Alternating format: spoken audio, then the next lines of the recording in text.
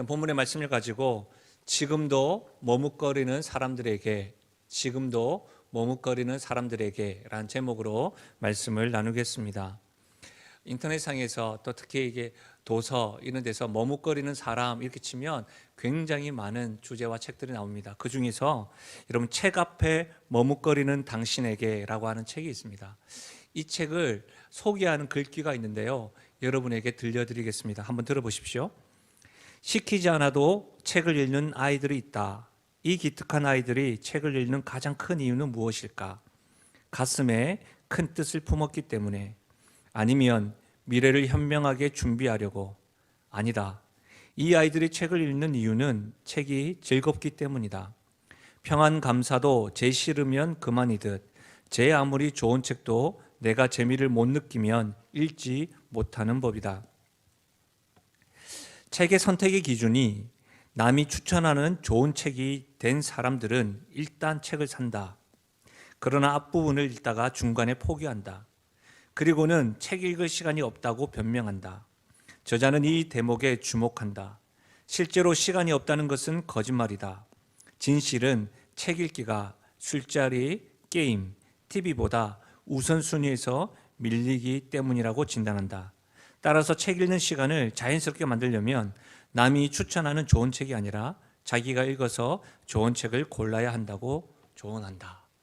이 책 내용인데요. 이 책을 읽으시면서 또 이 책에 대한 소개를 들으시면서 어떤 기분이 드셨어요? 분명한 것은 책 읽는 것을 머뭇거리는 이유가 다 있다는 거예요. 그를 나름대로 다 이유가 있는 거예요. 특별히 여러분 저 역시도 책을 읽으면서 제가 좋아하고 하는 사람, 또 제가 나름 인정하는 사람이 책을 추천을 하면 따지지도 묻지도 않고 책을 구입을 해서 읽기도 합니다. 그리고 또 서론을 읽어보고 읽어야 될 책들이 많기 때문에 서론을 읽어보고 잠시 두기도 하지요. 그러니까 제 모습을 보는 것 같기도 하였습니다. 좋은 책을 추천 많이 받죠. 그런데도 책을 샀다가 중간에 포기하기도 합니다. 포기하는 것들이 많아지면 에이 사서 뭐해. 또 주변에서 항상 그렇게 얘기하잖아요. 이 책 다 읽었어요? 읽는 것부터 읽어요. 뭐 이렇게 말하기도 합니다. 근데 여러분 단지 이와 같은 이유들, 머뭇거리는 것들이 독서뿐일까요? 그렇지 않습니다. 잘 생각해 보면 우리는 매사에 생각하고 고민하며 머뭇거립니다. 그리고 그 머뭇거리는 것에는 이유가 다 있지요. 신앙생활도 마찬가지입니다. 오늘 우리가 살펴보는 말씀에는 신앙생활, 우리와 같이 믿음생활에 대해서 머뭇거리는 사람들이 등장합니다. 하나님은 오늘 요한복음을 통해서 오늘 우리 교회에 이 말씀을 통해서 우리의 모습을 보여주십니다. 거울과 같이 말이죠. 그리고 거울을 보고 즐겁게 밖으로 나가서 기쁘게 행동하는 것처럼 오늘 말씀을 통해서 첫 번째로는 우리의 모습을 보고 그 이후에 우리가 예배를 드리고 난 이후에는 즐거운 발걸음, 기쁜 발걸음이 되길 바랍니다. 그렇다면 오늘 머뭇거리는 사람의 모습은 어떤 모습일까요? 첫 번째로 여러분 머뭇거리는 사람의 모습 첫 번째는 지금 계산을 하며 머뭇거리고 있습니다. 지금 실리를 따지면서 머뭇거리고 있는 사람은 빌립입니다. 오늘 말씀에서 이 빌립에 대해서 드러난 정보는 그리 많지 않습니다. 단 44절에 보면 그가 안드레와 베드로와 한 동네 벳세다 사람이다라는 것을 알 수가 있습니다. 여러분 우리가 지금 요한복음 1장을 배우면서 지금까지 안드레에 대해서 배웠고요, 베드로에 대해서 말씀을 배웠습니다. 그들과 같은 한 동네 벳세다 사람이 빌립이라고 합니다. 그러면 이렇게 한번 생각해 보면 어떨까요? 빌립은 안드레와 베드로에게 예수님에 대해서 듣진 않았을까요? 벳세다라는 곳은 이 어부의 집이라고 하는 뜻인데 갈릴리 해변 북쪽으로 1.5km 떨어져 있는 작은 마을입니다. 여러분 이곳은 요단강 건너편 베다니와의 거리가 하루길도 되지 않습니다. 요단강 건너편 베다니가 어디죠? 기억이 나십니까? 세례 요한이 세례를 베풀며 예수님이 하나님의 어린 양입니다라고 외쳤던 곳입니다. 그렇다면 여러분 이렇게 생각하는 것은 어떨까요? 하룻밤도 걸리지 않는 길, 빌립은 그 요단강 베다니 건너편에서 예수님이 이스라엘의 왕이시고 이스라엘이 기대했던 메시아뿐만 아니라 하나님의 어린 양이라고 외쳤던 세례 요한의 설교를 듣지는 않았을까요? 여러분의 생각은 어떻습니까? 제가 너무 앞서 나간 해석일까요? 말씀에는 분명히 기록되어 있지 않지만 그럴 수는 있습니다. 그러나 분명한 것은 여러분 빌립은요, 율법에 대해서, 구약의 말씀에 대해서 너무나도 분명히 자세히 알고 있었습니다. 그래서 이스라엘 백성으로 그 역시도 메시아를 대망하고 간절히 기대하고 사모했습니다. 그걸 어떻게 알 수가 있죠? 그가 예수님을 만나고 난 이후에 그의 고백을 보면 알 수가 있습니다. 45절입니다. 본문 말씀. 빌립이 나다나엘을 찾아 이르되 모세가 율법에 기록하였고 여러 선지자가 기록한 그 일을 우리가 만났으니 요셉의 아들 나사렛 예수니라. 여러분, 빌립은 예수님을 만난 후에 나다나엘에게 예수님 어떤 분이라고요? 모세가 율법에 기록한 그분, 여러 선지자가 증언했던 그분을 우리가 만났다. 그분이 요셉의 아들이고 나사렛 예수다라고 지금 증언하고 있습니다. 얼마나 여러분 확신에 차서 증언하는지 와서 봐라, 이렇게 말하고 있는 거예요. 그런데 여러분, 그렇게 소개하고 있음에도 그 전에 빌립은 예수님이 요셉의 아들, 우리가 아는 그 요셉의 아들 나사렛의 예수, 이와 같은 것으로 그 역시도 계산하고 따져보면서 고민하였는지 모릅니다. 요한복음 6장에는 우리가 흔히 잘 알고 있는 오병이어 사건이 기록되어져 있습니다. 예수님을 따르던 무리들, 전쟁에 참여 가능한 남자의 숫자만 5,000명이었습니다. 여러분, 오병이어 사건이 어떻게 일어났죠? 한 소년의 도시락으로 그 표적이 일어났습니다. 그러면 그 오병이어 사건에 기록되어져 있는 무리들은 남녀노소하고 숫자가 굉장히 많았다는 것을 알 수가 있습니다. 그들을 보고 예수님이 요한복음 6장에 빌립을 시험하려고 이렇게 묻습니다. 우리가 어디서 떡을 사서 이 사람을 먹이겠느냐라고 물으셨습니다. 그리고 빌립은 그 예수님의 시험 질문에 이렇게 답하였습니다. 요한복음 6장인데요. 빌립이 대답하되 각 사람으로 조금씩 받게 할지라도 200데나리온의 떡이 부족하리이다. 남자 장정만 5,000명이고 수많은 무리들을 보고 그는 딱 수가 선 거예요. 계산이 선 거예요. 200데나리온이면 되겠다. 이건 보통이 아니죠. 수에 빠른 사람입니다. 진리에 있어서 밝은 사람이 빌립입니다. 빌립은 어떤 의미에서는 무턱대고 믿는 사람이 아닙니다. 그는 계산해보고 자신의 질문에 답이 해결될 때야 믿는 사람에 가깝습니다. 이렇게 따지고 보면 여러분, 빌립이 무엇을 계산하며 무엇을 고민하면서 지금 머뭇거렸을까요? 혹 내가 예수라는 사람을 따르면 어떻게 될까? 그 예수라는 사람이 목수 요셉의 아들인데, 그리고 나사렛 예수인데 그가 참으로 우리가 구약에서 말하는 메시아, 갈망하는 메시아, 대망하는 메시아가 맞을까? 만약 세례 요한이 증언하는 저 예수가 하나님의 어린 양이 참으로 맞는다면 나는 어떻게 해야 하나? 여러분, 이와 같은 것들로 빌립은 계산하고 진리를 따져가며 머뭇거리고 있습니다. 근데 여러분, 예수님은 지금 머뭇거리고 있는 빌립에게 찾아가 말씀하십니다. 어떻게 해요? 43절에 나를 따르라. 예수님은 빌립과 달리 적극적으로 그를 만나 부르십니다. 여러분, 예수님은 제자를 부르는 일에는 머뭇거리지 않습니다. 사랑하는 여러분, 우리는 여기에서 예수님이 하나님의 아들이요 그리스도임을 알 수가 있습니다. 무슨 말입니까? 빌립이 율법에 대한 지식도 있고 메시아에 대한 갈망도 있지만 예수님을 따르는 일에 진리를 따져가며 머뭇거리고 있는 모습을 누가 알고 있다는 거예요? 예수님은 알고 있다는 겁니다. 그리고 예수님은 빌립과 달리 머뭇거리지 아니하고 하나님 나라를 위해 꿈꾸며 함께 사역할 제자를 지금 부르시고 기뻐하시면서 가장 우선순위로 나를 따르라 이렇게 말하고 있는 겁니다. 사랑하는 여러분, 빌림만이 아닙니다. 예배를 드리고 있는 우리를 제자로 부르실 때에도 예수님은 적극적이십니다. 예수님은 우리와 함께 하나님 나라의 확장을 꿈꾸면서 동력하시기를 바라십니다.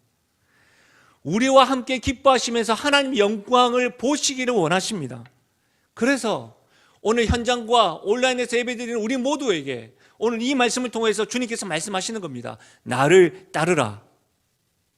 그리고 빌립은 이 예수님의 말씀을 듣고서는 지금까지 머뭇거리고 계산하고 따져보았던 생각과 마음을 뒤로 한 채 예수님을 따릅니다.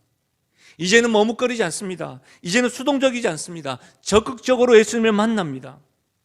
그리고 나서 예수님 만나서 너무너무 좋아서 나다나에게도 자랑을 합니다. 사랑하는 여러분, 우리는 예수님의 말씀에 어떻게 반응하고 있으십니까? 혹 계속해서 말씀이 들려지시는 말씀은 있지만 귀를 막고 있는 말씀은 무엇입니까? 예수님이 나에게 들려주시는 말씀을 알고 있음에도 불구하고 지금 머뭇거리고 있다면 그 이유는 또한 무엇입니까? 여러분, 무엇을 계산하고 따져보고 있으신가요? 분명히 현장과 온라인에서 예배 드린다고 하신다면 분명히 여러분에게 믿음이 있을 거예요. 믿음이 있음에도 불구하고 인생이 여러분이 따져보고 생각하는 답에 대해서 확신이 없어서 이러지도 못하고 저러지도 못하는 신앙의 주변인으로 혹 살아가고 있지는 않으십니까? 여러분은 지금 예수님께서 나를 따르라 이 음성에 언제까지 머뭇거릴 생각이십니까? 제가 한두 번 소개했던 신학자 스탠리 하워스가 한나의 아이라고 하는 책에서 이렇게 말하였습니다. 들어보십시오. 내가 볼 때 그리스도인으로 사는 것은 답이 없이 사는 법을 배우는 과정이다. 이렇게 사는 법을 배울 때 그리스도인으로서 사는 것은 너무 멋진 일이 된다. 신앙은 답을 모른 채 계속 나아가는 법을 배우는 일이다. 그리스도인으로 사는 것은 답 없이 사는 법을 배우는 과정이다. 신앙은 답을 모른 채 계속 나아가는 법을 배우는 일이다. 이 스탠리 하워스가 이 땅에서 우리가 믿음을 가지고 살아가는 법이 무엇인지를 분명히 말해주고 있는 거예요. 사랑하는 여러분, 무슨 말입니까? 우리가 아무리 똑똑하다 하더라도 다른 사람들과는 비교도 되지 않는 무수한 경험을 하였다 할지라도 이 자리에 있는 우리들은 어느 누구도 내일을 장담할 수 있는 사람이 없습니다. 5분 뒤에 어떤 일이 일어날지 모르는 인생을 살아가고 있습니다. 답 없는 인생을 우리가 살아가고 있는 거예요. 그런데도 우리는 계속해서 답을 찾기를 이리저리 따져보고 실험합니다. 우리가 아는 건 뭐예요? 길이요 진리요 생명 되시는 예수님을 압니다. 그 예수님이 하나님의 아들이시고 그리스도임을 압니다. 그분은 우리의 지식과 고민과 갈망도 알고 계시는 분이시기에 예수님과 더불어 답 없는 인생의 길에 믿음으로 살아가는 것이 얼마나 여러분 극적이고 좋은 일입니까? 즐거운 일입니까? 멋진 일입니까? 사랑하는 여러분, 답 없는 인생의 길에서 그만 계산하시고 말씀에 적극적으로 반응하며 믿음으로 살아가는 그리스도인 성도 되시기를 예수님의 이름으로 간절히 부탁드립니다. 오늘 두 번째로 머뭇거리는 모습이 묘사되어진 것은 지금 선입견으로 머뭇거리고 있습니다. 지금 선입견으로 머뭇거리고 있는 사람은 바로 나다나엘입니다. 이 나다나엘의 이름의 뜻은 하나님의 선물이라는 의미입니다. 이 이름은 오직 요한복음에만 등장합니다. 그러나 몇몇 학자들은 이 나다나엘이 공관복음, 즉 마태복음, 마가복음, 누가복음에 나오는 바돌로메로 인정을 하고 그것을 그 사람과 동일한 인물이라는 것이 정설입니다. 이 나다나엘을 통해서 우리들에게 말씀하는 건 뭘까요? 빌립을 통해 나다나엘은 예수님에 대해서 확신에 찬 증언을 들었습니다. 얼마나 확신에 찼는지 구약에 기록된 예수님, 여러 선지자가 증언하는 예수님, 내가 만나보니까 참으로 그분은 요셉의 아들이고 나사렛의 예수지만 우리가 대망하는 메시아야. 와 봐라, 이런 이야기를 들었습니다. 그럼에도 불구하고 나다나엘의 반응은 무엇입니까? 우리가 읽었던 45절과 46절입니다. 여러분 전혀 요동치 않습니다. 한번 같이 읽어볼까요? 시작. 나를 찾아 이르되 모세가 율법에 기록하였고 여러 선지자가 기록한 그 일을 우리가 만났으니 요셉의 아들 나사렛 예수니라. 나다나엘이 이르되 나사렛에서 무슨 선한 것이 날 수 있느냐. 빌립이 이르되 와서 보라 하니라. 여러분 지금 빌립은 나다나엘에게 요셉의 아들 나사렛 예수라고 증언합니다. 실제로 여러분 우리가 잘 기억하는 것처럼 예수님은 베들레헴에서 나셨지만 나사렛에서 자라셨기 때문에 나사렛 예수라고 불렸습니다. 실제로 왕족이고 다윗의 가문의 소속이라고 하는 그 의미를 지닌 베들레헴 사람, 베들레헴 예수라고 불리지 않았습니다. 나사렛 예수라고 알려주셨습니다. 이 빌립의 증언의 나다나엘의 말은 무엇입니까? 나사렛에서 무슨 선한 일이 일어나겠느냐라는 말입니다. 이것은 여러분 질문이 아닙니다. 비웃음입니다. 이 나사렛은 갈릴리의 작은 마을입니다. 동료 갈릴리 사람들조차도 이 마을을 멸시했습니다. 재미난 것은 나사렛에서 무슨 선한 일이 나겠느냐라고 말했던 이 나다나엘 역시도 갈릴리 마을 가나 사람입니다. 그러니까 가나 사람이지만 갈릴리 마을 안에 나사렛은 뭐예요? 같은 갈릴리 마을이지만 나사렛은 이렇게 부정하는 곳이라는 거예요.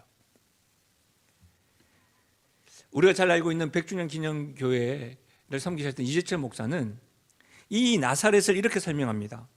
이스라엘 역사상 한 번도 걸출한 인물을 배출해 본 적이 없는 빈민촌이 나사렛이다.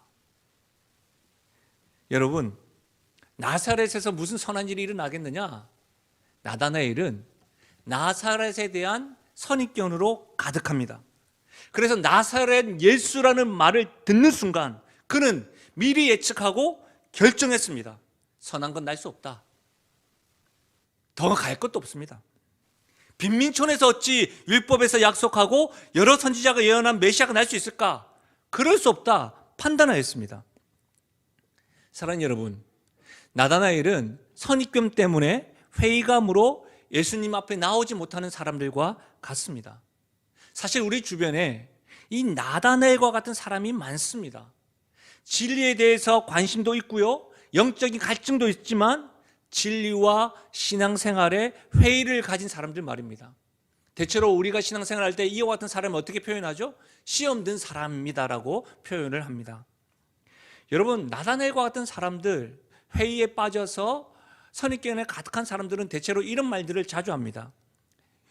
교회 다녀보셨습니까? 신앙생활 하십니까? 라고 하는 질문을 들으면 나도 교회에 열심히 예배를 드리고 기도한 적이 있다고 말합니다. 심지어 교회 안에 공동체에서 모임한 적도 있다. 그러나 모임을 해봤더니 세상 사람들과 다를 바가 없더라. 아니, 세상 사람들과 더 하더라. 자기들끼리 더 끼리끼리 모여서 자기들만의 세상으로 가득해서 어느 누구가 적응하기가 힘들게 만들더라. 그리고 요즘 봐라, 뉴스. 교회에서 일어나는 횡포와 비합리적이고 비상식적인 모습들을 보고서 교회? 치를 떠는 사람들이 있습니다. 교회에 대한 선입견을 가지고 판단하는 사람들입니다. 사랑하는 여러분, 혹 우리가 주님을 더 깊이 만나고 경험하기 위해 내려놓아야 될 선입견이나 고정관념은 무엇이 있습니까? 지금 말입니다. 말씀에 순종하고 지금 주님께 더 나아가는 일을 머뭇거리게 하는 선입견이 있다고 한다면 여러분, 그게 무엇입니까? 오늘 말씀에 나다나엘은 분명히 선입견이 있습니다. 그러나 그는 그 선입견을 가지고도 예수님께 나아갔습니다. 우리 중에 해결되지 않는 선입견과 편견이 있을 수 있습니다. 그럼에도 주님 앞에 나아가기를 여러분 멈추지 마십시오. 예배 드릴 때 여러분 귀에 지금 말씀이 들리지 않을 때도 있습니다. 말씀을 들을 때마다 어떤 때보다 졸음이 많이 오고 눈이 감기는 분들도 있을 수 있습니다. 제 목소리가 원래 그래요. 그럴 수 있습니다, 여러분. 때로는 근심과 염려와 걱정으로 말씀에 집중하지 못할 때가 있습니다. 그래도 말씀 앞에 나오셔야 됩니다. 그래도 주님 앞에 나아가기를 포기하시면 안 됩니다. 지난주에 우리는 세대통합 예배로 부활주일 예배를 드렸습니다. 25개월 만에 텅 비어있던 본당이 가득 차 함께 예배 드리니 참 좋고 감동적이었다는 말씀을 많이 해주셨습니다. 반면에 집중하기 힘들었다 생각할 수도 있겠습니다. 실제로 여러분 예배를 드리면서도 집중하지 못하고 고민하고 여러분 회의하는 분들이 간혹 있습니다. 예를 들면 어떤 상황들마다 다 시험에 들잖아요. 사람들이 모이는 곳이니까. 그런데 한 예로 젊은 부부가 가정을 이루고 아이를 출산하고 한동안 그러면 교회에 나올 수가 없습니다. 그렇죠. 그러다가 이제 마음을 먹고 교회에 나오기로 합니다. 사모하는 마음으로 예배를 드리러 왔는데요. 여러분 다 경험 있으시잖아요. 아이와 관련된 짐이 한 보따리입니다. 그리고 그 아이가 가만히 있나요? 웁니다. 보챕니다. 뛰어다닙니다. 자빠집니다. 넘어집니다. 만지작거립니다. 기도하는데 왔다 갔다 합니다. 저의 눈과 관심은 오직 그 아이에게 있습니다. 짐은 한 보따리입니다. 옆에 있는 사람이 도와주지도 않습니다. 나 혼자만 독박입니다. 그럴 때 고민합니다. 이렇게까지 힘들어서 와야 되나? 이게 뭐지? 이렇게까지 신앙생활 해야 되나? 이런 생각을 할 때가 있습니다. 피곤합니다. 사랑하는 여러분, 그럼에도 살아계신 하나님 앞에 나와야 합니다. 왠지 아십니까? 오늘 선입견을 가지고 그럼에도 예수님께 나온 나다나엘과 예수님의 이 대화를 한번 들어보십시오.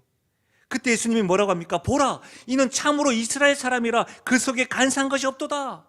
여러분 여기서 말하는 보라는 뭐예요? 소개하는 게 아닙니다. 저 사람 나다나엘이야? 이게 아닙니다. 보라, 감탄하고 있는 겁니다. 이런 것이죠. 어떻게 이 시대에 저런 사람이 있을 수 있지? 이런 상황 가운데 어떻게 저런 사람이 있을 수 있어? 놀라고 있는 겁니다. 그러면서 예수님의 말씀을 들은 나다나엘의 말을 들어보십시오. 우리 48절인데요. 다시 한 번 더 읽어볼까요? 시작. 나다나엘이 이르되 어떻게 나를 아시나이까? 예수께서 대답하여 이르시되 빌립이 너를 부르기 전에 내가 무화과 나무 아래에 있을 때에 보았노라. 여러분 비록 선입견은 있었으나 예수님께 나온 나다나엘을 누가요? 주님께서 아셨습니다. 어떻게 나를 아시나이까? 실제로 이 질문은 나다나엘뿐만 아니라 우리들의 질문입니다. 어떻게 나를 아셨나이까? 예수님은 나다나엘뿐만 아니라 우리도 아시는 분이십니다. 예수님은 우리의 속속들이 다 아시는 분이십니다. 예수님은 인간의 본질을 꿰뚫어 보시는 참 하나님이시요 인간의 은밀한 생각과 동기까지 살펴보는 분임을 믿으시길 바랍니다. 그래서 여러분 시편 기자는 이렇게 고백했습니다. 시편 139편입니다. 주께서 내가 앉고 일어섬을 아시고 멀리서도 나의 생각을 밝히 아시오며 나의 모든 길과 내가 눕는 것을 살펴보셨으므로 나의 모든 행위를 익히 아시오니 주께서 아시고 아시오며 살펴보셨사오며 아신다라고 말씀하고 있는 겁니다. 예수님은 우리를 지으신 분이시기에 우리의 생각과 속마음과 모든 것을 아시는 주님이십니다. 심지어 예수님은요, 나다나엘의 심중, 그가 어떤 생각을 하고 있는지, 무엇을 갈망하고 있는지도 알고 있는 분입니다. 여러분, 예수님이 나다나엘에게 뭐라고 이야기해요? 너가 무화과 나무 아래에 있었다는 것을 내가 보았다라고 이야기합니다. 당시 무화과 나무는 커다란 잎사귀가 있어가지고 그늘을 만들어 주었습니다. 그래서 랍비들이 그 아래에서 율법 교육을 하거나 묵상하는 장소로 즐거이 사용되었다고 합니다. 학자들의 공통된 견해는 나다나엘이 그 무화과 나무 아래에서 기도하기 위해 갔다고 주장을 합니다. 무화과 나무 아래는 그가 하나님을 특별히 찾고 있는 시간이고 하나님과 교제하는 장소가 무화과 나무라는 거예요. 고려신학대학원의 이 요한복음을 주석하신 권혜생 교수는 이 부분을 이렇게 주석했습니다. 나다나엘은 스가랴, 구약에 있는 말씀, 스가랴에서 예언된 이스라엘의 종말론적 축복을 가져올 메시아를 그 무화과 나무 아래에서 기다렸다라고 해석을 합니다.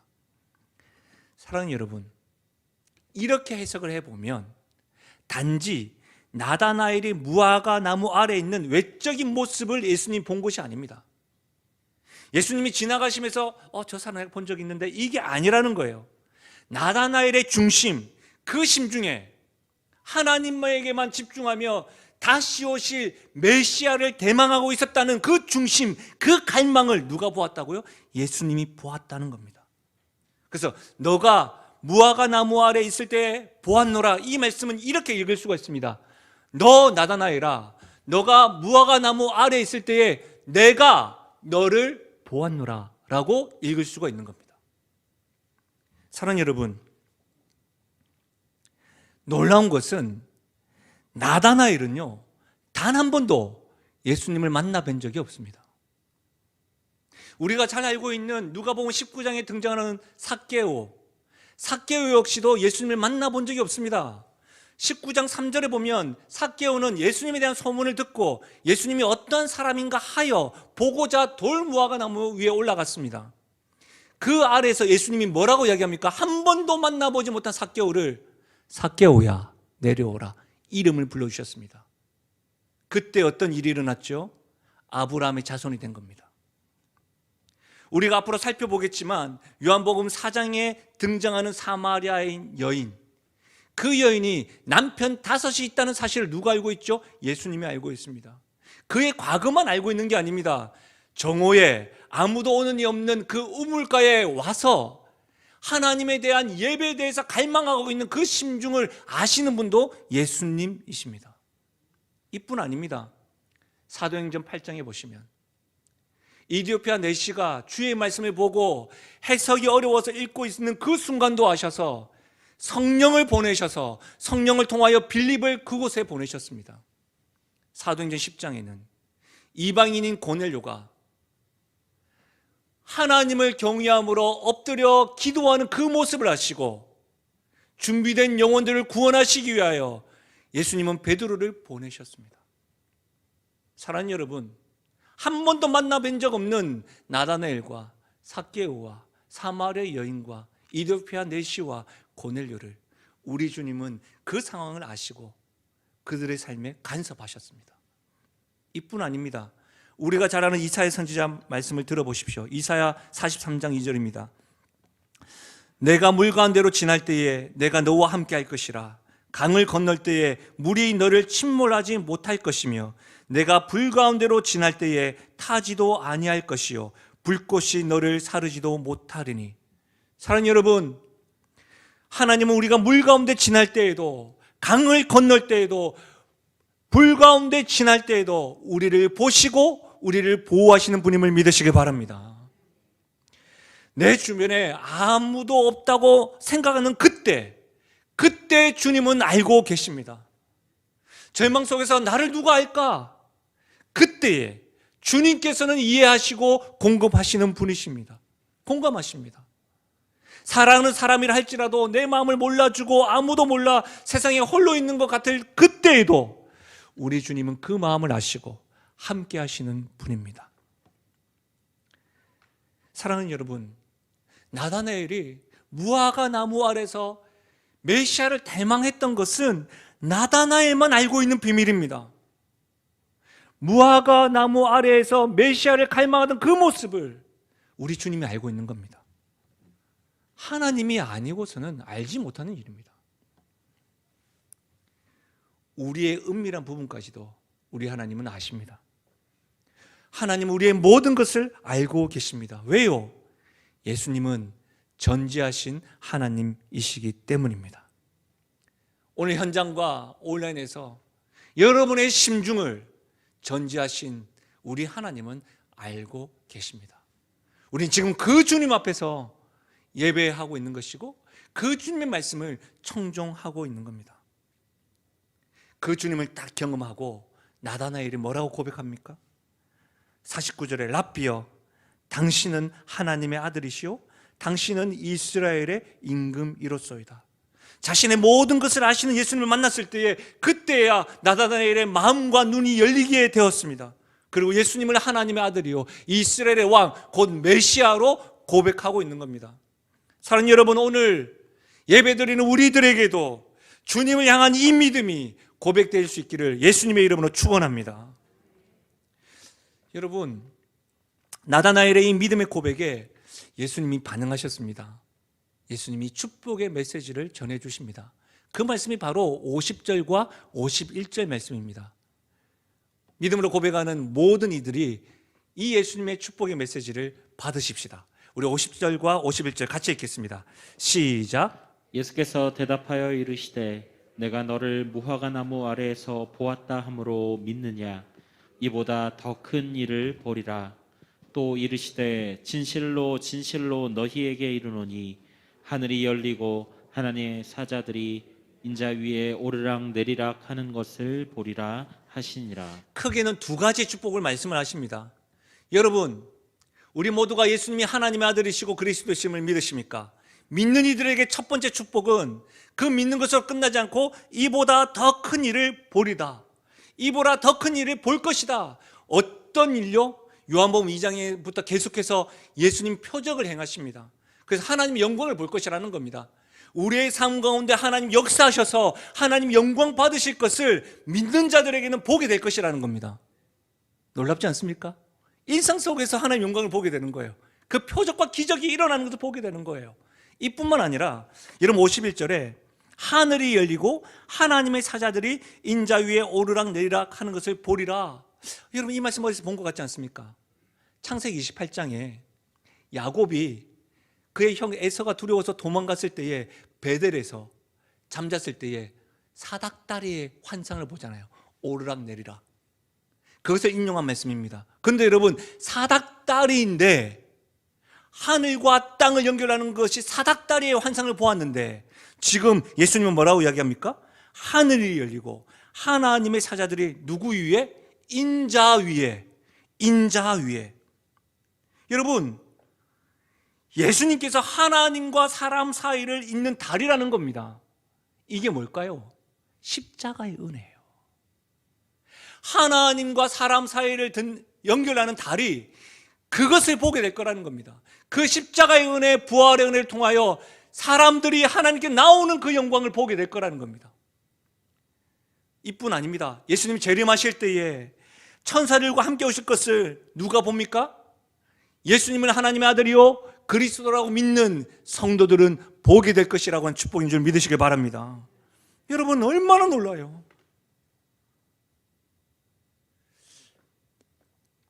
지금 타기하셨지만 사랑의 교회 옥하는 목사님께서 이 나다나엘로 불리는 바돌로메, 이 기독교 교회사에 대한 내용을 인용하시면서 이렇게 말씀하셨습니다. 바돌로메는 예수님이 하나님과 세상을 화목시키는 구원자이심을 알고 평생을 감격하며 살았다고 합니다. 그는 예수님을 전하기 위해서 불타는 심정으로 인도까지 갔습니다.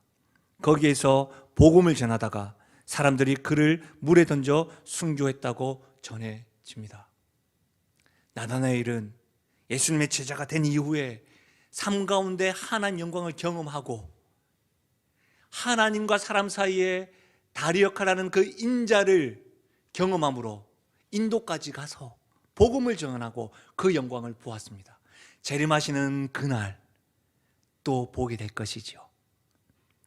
사랑하는 여러분, 선입견으로 머뭇거리고 있던 나다나엘처럼 우리 모두가 다 예수님을 만나서 그분에 대한 믿음을 고백하고 따른 후에 예수님이 약속하신 축복, 일상생활 가운데 하나님의 표적으로 일어나는 하나님의 영광뿐만 아니라 하나님과 사람 사이에 인자가 계셔서 복음 때문에 돌아오는 영혼들을 볼 뿐만 아니라 재림하시는 그날 천사들과 동행하시는 그 주님을 볼 수 있는 은혜, 그 영광, 이 축복을 누리시는 우리 성도요 교회 되시기를 예수님의 이름으로 간절히 축복합니다.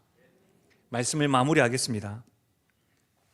오늘 우리는 요한복음 1장을 마무리합니다. 요한복음 1장에는 4명의 제자들이 등장했죠. 안드레, 베드로, 빌립, 나다나엘, 이들을 부르시는 예수님의 모습도 묘사되어져 있습니다. 특히 여러분 안드레는 그의 스승인 세례 요한을 통해서, 베드로는 그의 가족인 안드레를 통해서 주님의 부르심을 받았습니다. 오늘 머뭇거리고 있는 빌립과 나다나엘은 예수님이 직접 나를 따르라 부르셨습니다. 오늘날에도 영적인 스승이요, 선배들, 세례요한과 같은 사람들을 통해서 예수님께 부름을 받는 사람들이 있습니다. 안드레와 같은 가족을 통해서도 예수님의 부르심을 받는 사람들이 있습니다. 그리고 지금도 머뭇거리는 우리들을 주님께서 직접 부르십니다. 온누리 교회를 섬기셨던 하영조 목사님의 책을 보니까 이런 글이 있었습니다. 성도는 두 종류가 있다. 하나는 교회에 나와 예배하는 교인이 있고, 다른 하나는 주님의 부르심에 즉시 응답하는 제자가 있다. 오늘 이 시간에 지금도 우리를 부르시는 주님의 음성이 들리십니까? 지금도 머뭇거리는 우리를 부르시는 주님께 여러분 어떻게 반응하시겠습니까? 현장과 온라인에서 예배드리는 사랑하는 성도 여러분, 교인이 아니라, 예배만 드리는 교인이 아니라 제자로 살아가면서 예수님이 약속하신 십자가의 축복, 하나님이 이루시키시는 하나님의 표적과 영광, 재림하신 그날 우리를 맞이하실 그 인자를 경험하고 누리며 나가는 우리 성도들 되기를 바랍니다.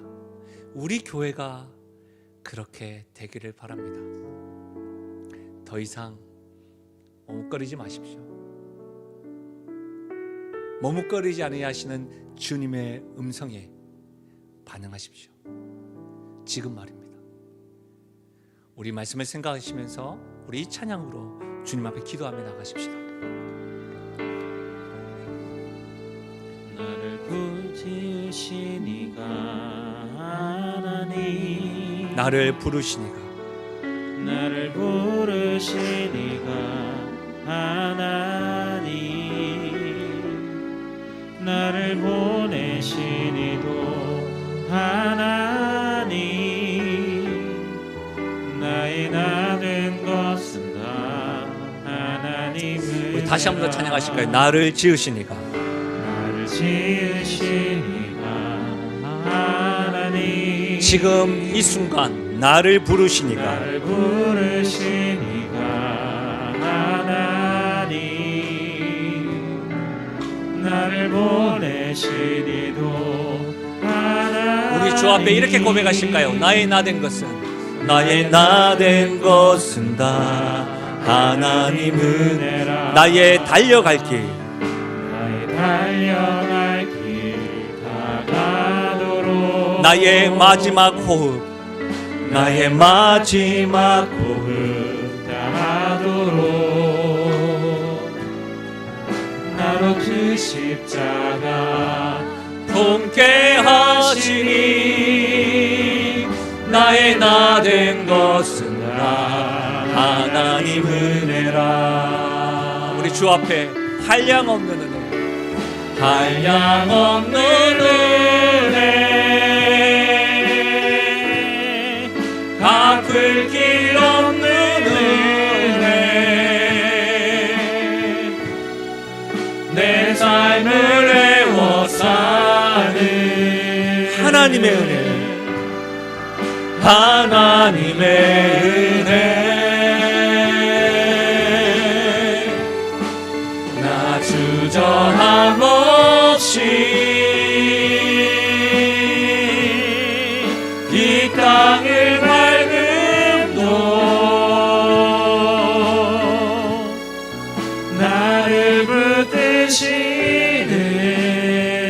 하나님의 은혜. 우리 전심으로 고백하십시다.